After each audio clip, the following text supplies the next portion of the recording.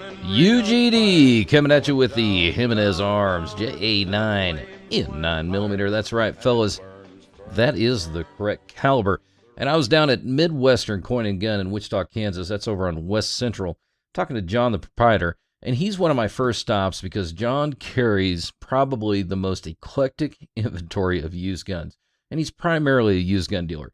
He has very few new firearms, but he does carry these Jimenez Arms. These are a sub $200 9mm. And I got to looking at it, and it got my brain working a little bit, thinking, you know, what is a need for a $200 sub $200 9mm? And you know, I'm a guy that can carry a Glock, a SIG. You know, I've got some means. Well, you know what, fellas? The Second Amendment is not exclusive to your income. No. And so these guns are very important. So as a service, and of course convincing my wife we need another firearm, I'm going to run this gun, and we're going to find out what kind of gun it is. Give you a little bit of back history on it. Paul Jimenez started this with buying the machine work from one of the defunct Ring of Fire guns. You guys remember those in the 90s? The ATF got mad at a whole bunch of cheap manufacturers in California and gave them the coolest name ever, Ring of Fire. And Paul Jimenez was a foreman. He bought the equipment, and he started producing 22, 25, 32, 380s, and 9mm. And that is the correct caliber, fellas. And the JA9, I think, really fits a market. These were started in around 2004. Quite frankly, we're going to find out what kind of gun, because that baby is made in the USA, fellas. It is a Yankee gun. So here's what you get in the box.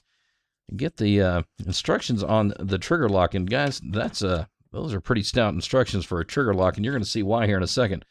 It gives you the recommended types of ammo to run. And we're going to set that aside because we're going to have to touch base on that here in a second. And there is your instruction manual. Yep, it gets the business done. I know it's not super detailed. You're not talking the high glossy of a HK manual, but you know what, fellas? You know, it gives you enough information. So there you go. And there it is, the gloriousness of the JA9. And it does have the trigger lock, and that's how it comes from the factory, guys, because they want you to be protected. Let's check this gun, make sure she's clear. And look at that trigger, the locking mechanism. It's got a funky dunky key. Look at that. Look at that oddball. Stick that baby in there, turn to unlock, and you got a clam style trigger guard. Yeah, and it's spring loaded. So, you know, it's made out of plastic, a little bit of metal in there. I think it'll get the little hands away from that go button. So, yeah, set that aside. And let's take a look at the star of the show there. Woo, yeah. And if you see this, I got to pull out a second mag. Yeah, a second mag for a sub $200 gun. You're going to hear the box in the background. There it is. You know, all in all, the feel on it is not too awful. No, the finish on it's pretty darn good. To give you the rundown on the specs, 6 5/8 inches long. The width is a stout 1 1/4. The height is 4 3/4. Not too bad, not too bad. The barrel length is 3 3/4. The weight on this thing is a stout 30 ounces. So what are we looking at? 36, 37 ounces fully loaded with 12 plus 1. They run a zinc alloy frame. Yeah, zinc alloy frame, zinc alloy slide. And of course, that keeps the manufacturing costs down. Feel of it, not too bad in the hand. I mean, it's not refined up here, but you know, you can get a good purchase on the gun. I love that word, purchase. And the target market on this, you know, it's going to be lower income people. Maybe this will be the one and only firearm they do buy to protect their family. And so it's got some features that I think first-time buyers are going to like this safety right here. Yeah, that's pretty solid right there, pretty solid. It's got a cocked indicator, and it's kind of a rubbery little nub that sticks out. And, of course, that baby disappears once you pull the trigger. Yep, there, it's gone. I'll show that to you again. We might as well put that on camera, right, guys? Well, let's get it cocked first, and take a look at that. And it's gone. And then it has a loaded indicator up right here. I'm not going to put a hot round in it, but I'll pop a photo of it up that sticks out. It's, again, kind of a rubber orange thing that sticks out. And then if you've noticed while I'm moving the gun around, yeah, that baby's got target sights on it. Yeah, dig that. Fully adjustable rear target sights. Yeah, U-notch like you're going to find on the Glock. And they are contrasting sights. So I think these are some features that a first-time gun owner is going to like, you know, to know the gun's cocked, to know the gun's loaded, to be able to see it, touch it, feel it. Yeah, I think those are some nice features for the first-time gun owner.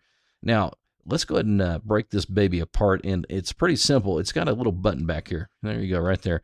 Doesn't go in very far, but as you slide that back, it does go in. Lift it up, and yeah, drink that in, fellas. That is a fixed barrel, a la Walther. Yeah, I can't beat that.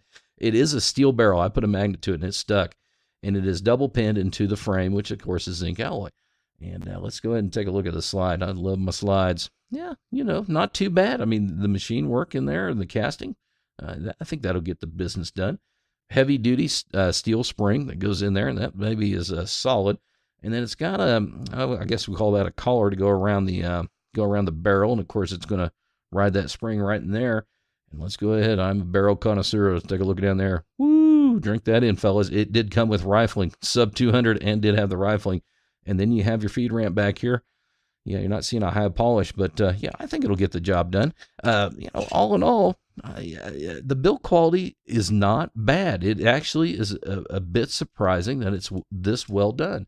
The fit and finish is there. Yeah, not bad at all.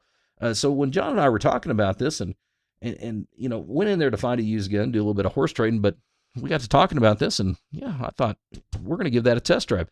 Now, shooting this gun, it's going to give you recommended types of ammo. And they do list the 9mm 115 full metal jacket, which is right in my wheelhouse. I'm a Winchester white box shooter, but it's not on there. No, Winchester's not on there. So we're going to find out if Winchester will run. If it doesn't run, then we'll go with one of these recommended ammos to make sure it does run.